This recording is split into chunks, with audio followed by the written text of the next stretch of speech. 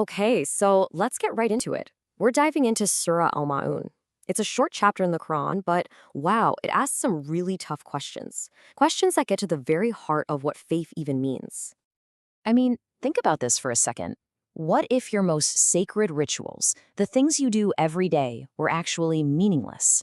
This surah hits us with a really challenging idea that just going through the motions, performing religious duties without real compassion, might be a way of denying your own faith. It even starts with this shocking phrase, woe to those who pray. Wait, what? Woe to those who pray? Yeah, we're going to unpack that and see what it tells us about the massive gap between just doing something and truly believing in it. So the surah kicks off by zoning in on a very particular kind of person. And here's the twist. It's not talking about someone who openly says, I don't believe. Nope. It's talking about someone who says they believe, but their actions, well, their actions tell a completely different story.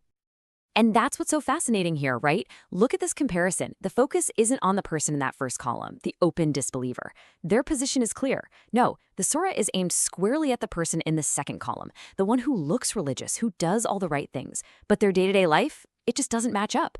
And the scariest part, they might not even realize it themselves. So, what are the signs of this practical denial of faith? Well, you won't find it in what they say. You'll find it in what they do, or rather, what they don't do.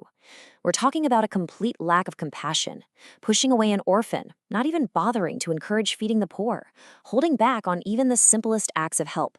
And you have to ask, why? The source suggests it's because deep down, they don't really buy into the whole idea of a day of judgment. So, in their mind, why bother with good deeds? Okay, and this is where it gets really intense. We get to the most jarring part of the whole chapter. It's a condemnation, a woe, not for people who skip their prayers, but for the very people who are actually praying. Now, to really get what's being criticized, we have to understand what prayer, or salah, is supposed to be. The root of the word itself means connection. It's not just a box you have to tick off a list. It's meant to be this deep, direct line between you and God. But what happens when that connection is lost? That's what the surah is getting at. It calls out those who are heedless in their prayer. And heedless here isn't just about missing a prayer. It's about showing up, going through all the motions, the bowing, the prostrating, but your mind and heart are somewhere else entirely. It's just become a hollow, empty habit. There's actually a powerful image from the source material to describe this. It says a prayer without that real sincerity is like a dirty piece of cloth that gets thrown right back in your face. I mean, think about that. God doesn't need our prayers, right? They're for us, for our own spiritual growth. So if we're just phoning it in, it's basically worthless. Okay, so this whole critique of empty ritual, of faith without action, it naturally leads to a much bigger and, frankly, a much more uncomfortable question. It's something believers have struggled with for a very, very long time. You might remember the story from a nearby chapter in the Quran, the one about the army of elephants. You know, Abraha's army coming to destroy the Kaaba. It was this huge, powerful force. And what happened? God sent tiny birds to stop them. A clear-cut, miraculous, divine intervention. But then you look at history, and especially recent history, and you see this long, heartbreaking list of tragedies where were the birds? The Mongols sacking Baghdad, millions killed, Muslims being expelled from Spain, the fall of the Ottoman Empire. And in our own lifetimes, genocide in Bosnia, the crises in Syria, Iraq, the Rohingya, and what's happening today with the Uyghurs and Palestinians in Gaza. When you put those two things side by side, the past and the present, it's a stark contrast, isn't it? On one hand, a miraculous intervention against an army of elephants. On the other, immense suffering in modern times with no apparent divine rescue. This raises a really powerful and, for many people, a very painful question. Why? Why would God intervene back then, but not now? It's a tough question to ask. So how does the source material we're looking at even begin to address this massive theological problem? Well, the answer it gives isn't about promising easy miracles or just telling people to have hope. Instead, it's a call for something else, realism. It's about understanding that this world, our world, operates on a consistent set of rules. And here's the key message. The world operates on fair ground. There's no favoritism. The laws of cause and effect apply to everybody, whether you're a believer or not. Victory isn't just handed to you because of your faith. It depends on things like preparation, organization, and being strategic. There's a quote from the source material that really just lays it all out there. You're going to be special on the day of judgment. Not now, not here. Be realistic in your hopes. Wow.